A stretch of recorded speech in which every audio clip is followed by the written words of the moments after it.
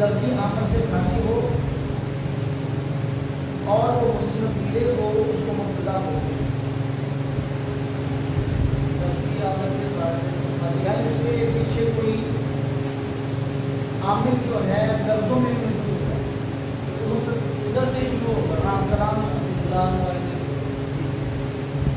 اور خبر کی متعلق ہم نے پڑھا تھا جس چیز کی نسبت مبتدا کی طرف ہو وہ کیا ہوتی ہے خبر. اور خبر کی کتنی قسمیں ہیں؟ 3. نمبر 1 نمبر 2 نمبر 3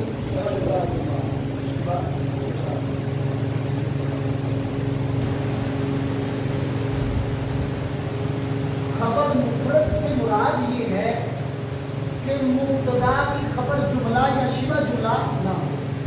یہاں سے مفرد جو تسمیہ جمع کے مقابلے میں ہوتا ہے کہ وہ مفرد نہیں آتے. یہاں سے مفرد سے مراد کیا ہے؟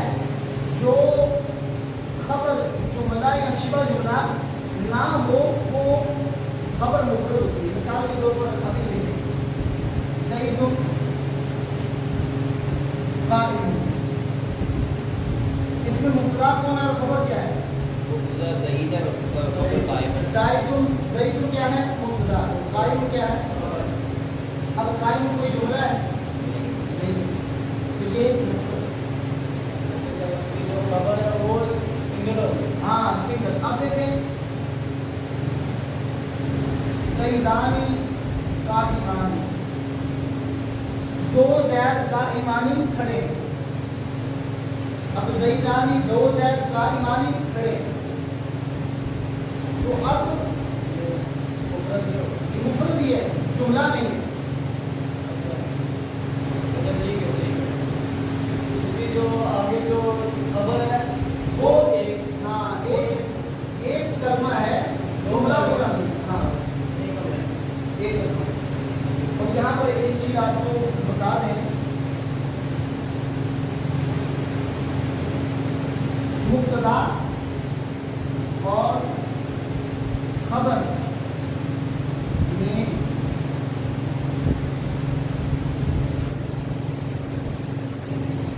مبتدا اور خبر میں مطابقت ہوتی ہے 5 چیزوں میں. نمبر 1 افراد تسمیہ جمع میں اور مذکر مؤنث میں. مطابقت معنی سمجھتے نا ایک جیسا ہونا. یعنی اگر مبتدا واحد ہے تو خبر بھی واحد ہوگا. مبتدا تسمیہ ہے تو خبر بھی. مبتدا جمع ہے تو خبر بھی. مبتدا مذکر ہے تو خبر بھی مذکر. مبتدا مؤنث ہے تو خبر بھی. مثلا زینب قائمۃ، زینب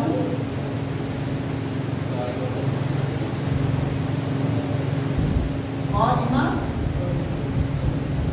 اب دیکھیں زینب مبتدا ہے، شروع کلام اسم آ گیا نا مارکا مبتدا ہو گیا. اب زینب مبتدا ہے، قائمۃ کیا ہے؟ خبر. اب دیکھیں زینب واحد ہے تو قائمۃ بھی.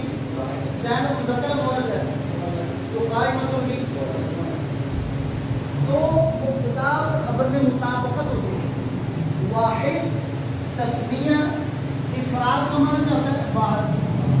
افراد تسمیہ جمع میں اور مذکر مؤنث میں. واضح. اب دیکھیں زیدون عالمون، زیدون عالمون. اب دیکھیں زیدون جمع ہے، جمع مذکر سالم ہے نا، قوم آ گیا. اب اس کی خبر بھی کیا دی ہے؟ جمع. اگر مبتدا واحد ہے تو خبر بھی واحد. مبتدا تسمیہ تو قائمہ کی خبر بھی. اگر مبتدا جمع ہے زیدون آپ کی خبر بھی جمع. اگر مبتدا مذکر ہے تو خبر بھی. اگر مبتدا مؤنث ہے تو خبر بھی. تو مبتدا مفرد سے مراد یہ ہے وہ خبر جو جملہ یا شبہ جملہ نہ ہو اسے خبر مفرد کہا جاتا ہے. وہ خبر جو جملہ یا شبہ جملہ نہ ہو، وہ خبر جو جملہ یا شبہ جملہ نہ ہو اس کو خبر مفرد کہا. واضح ہے؟ سمجھ آ رہا ہے؟ اب دیکھیے جملے سے مراد کیا ہے. وہ خبر جو جملہ اسمیہ ہو یا جملہ فعلیہ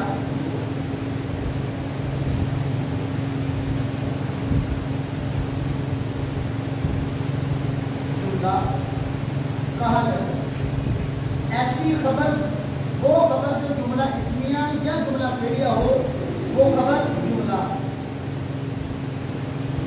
اس کو خبر جملہ کہا جاتا ہے.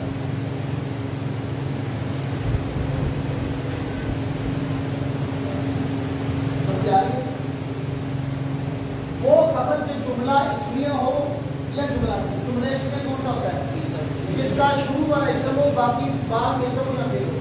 جملہ فعلیہ کون ہوتا ہے؟ جس کا آغاز فعل سے ہو آگے فاعل ہو، وہ جملہ فعلیہ. اب دیکھیں جملہ اسمیہ کی مثال دیکھیں. قل هو اللہ،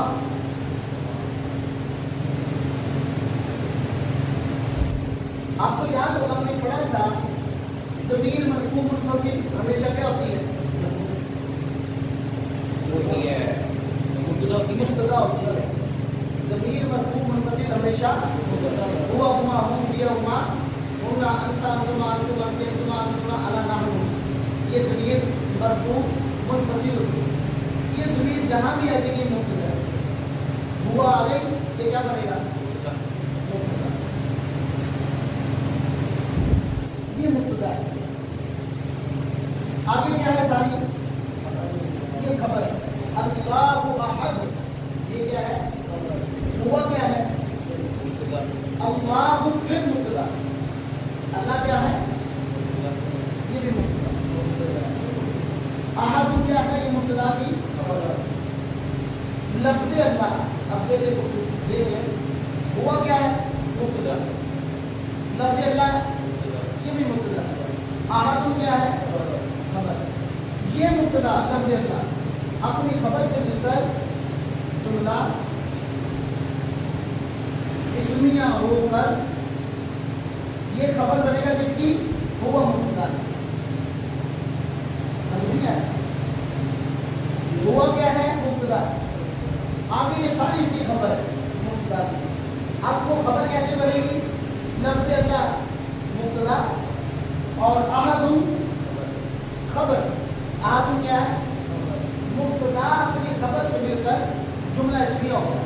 اب یہ پورا جملہ جو ہے یہ ہوا کی خبر ہے. یہ پورا جملہ کس کی خبر ہوا؟ یہ جملہ اسمیہ کی. اب جملہ فعلیہ کی آپ مثال دیتے ہیں. دیکھیے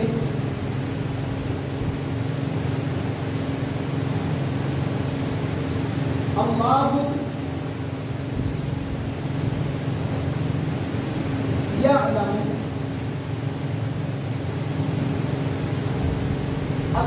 اللہ تعالیٰ یعلم جانتا ہے. اسرارہم ان کے عیبوں، ان کی دل کی پوشیدہ چیزوں. قرآن پاک کہتا ہے اللہ یعلم اسرارہم، سورہ محمد کی آیت. اب دیکھیں لفظ اللہ کیا واقع ہوگا؟ شروع میں سے واقع ہوتا ہے. اب یعلم کیا ہے؟ اس میں یعلم کیا ہے؟ فعل ہے. یعلم کیا ہوا؟ فعل. فاعل کدھر ہے؟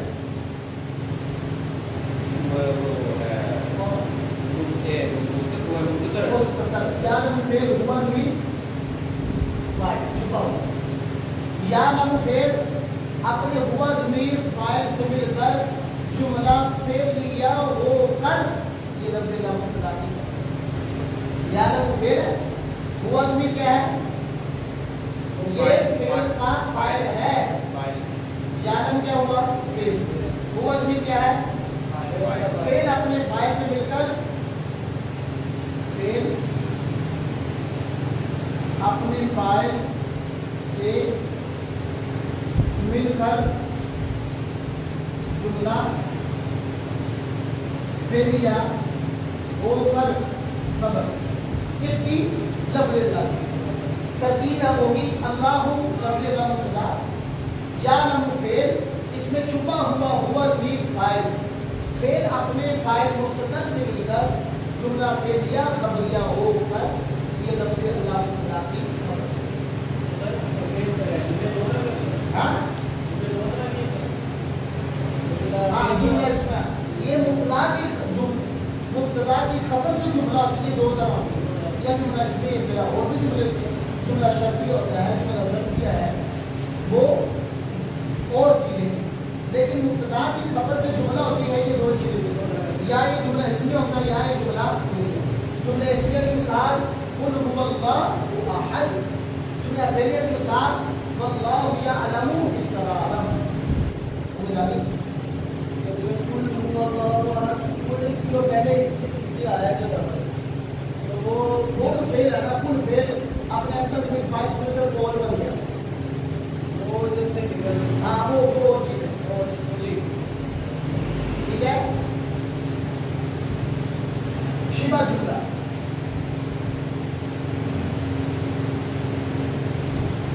جب مبتدا کی خبر جار مجرور ہو یا ظرف ہو تو اسے شبہ جملہ کہا جاتا ہے۔ جب مبتدا کی خبر جار مجرور یا ظرف ہو تو اسے شبہ جملہ کہا جاتا ہے۔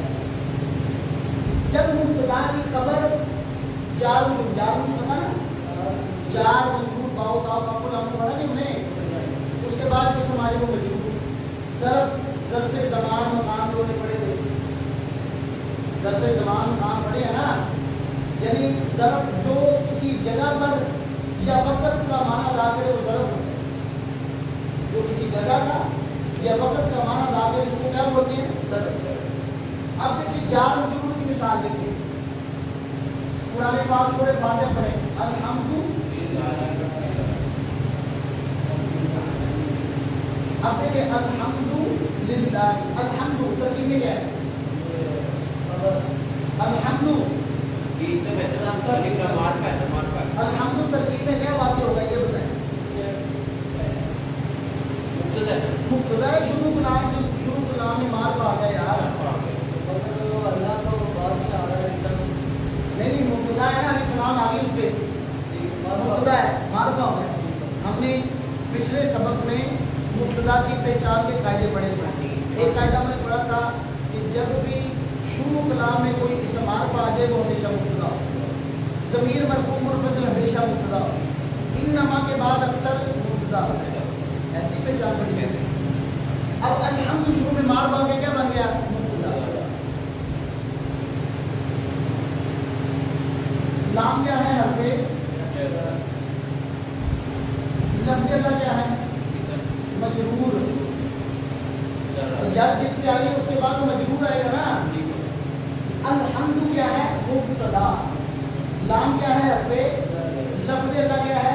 مجرور، تو مبتدا کی خبر کیا آ رہی ہے؟ جار مجرور، جار، جب مبتدا کی خبر جار، لام جار لفظ اللہ مجرور، جب مبتدا کی خبر جار مجرور ہو تو اس کو شبہ جملہ کہا جاتا ہے۔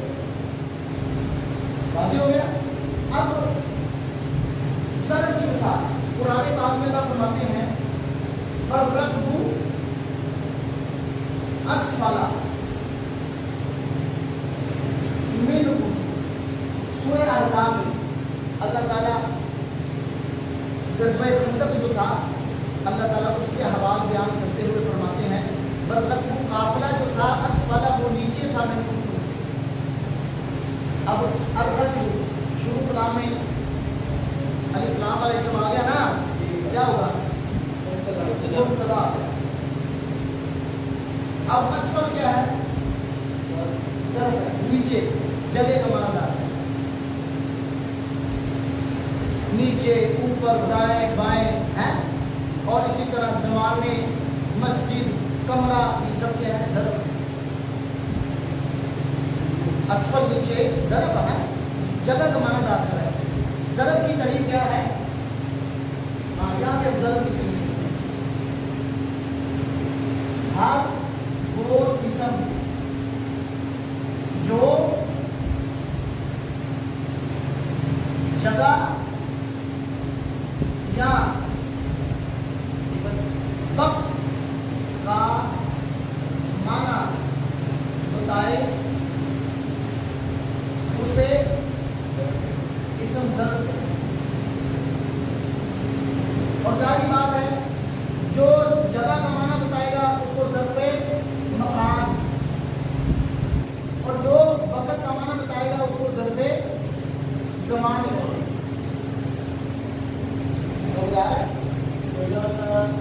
جو جگہ کا معنی دار کرے اس کو ظرف مکان مکان جگہ جو وقت کا معنی دار کرے اس کو زمان زمانہ وقت ظرف زمان ہے ٹھیک ہو گیا یہ ظرف کی تعریف ہے ہر وہ اسم جو جگہ یا وقت کا معنی بیان کرے اس کو اسم ظرف واضح ہو گیا اب دیکھیں شبہ جملہ جب مبتدا کی خبر جار مجرور آ جائے جیسے الحمدللہ یا ظرف آ جائے جیسے الرقو اسفل اسفل ظرف ہے تو جب مبتدا کی خبر ظرف آ جائے یا جار مجرور آ جائے تو وہ ظرف یا جار مجرور آنے والی خبر کو شبہ جملہ ہے واضح ہو گیا تو مبتدا کی خبر کی کتنی قسمیں ہوئی تین قسمیں نمبر ایک مفرد وہ خبر جو جملہ یا شبہ جملہ نہ ہو اگرچہ وہ خبر تسمیہ ہو جمع ہو تو مفرد ہی رہے گی جیسے زید عالم زید قائم زید مفرد قائم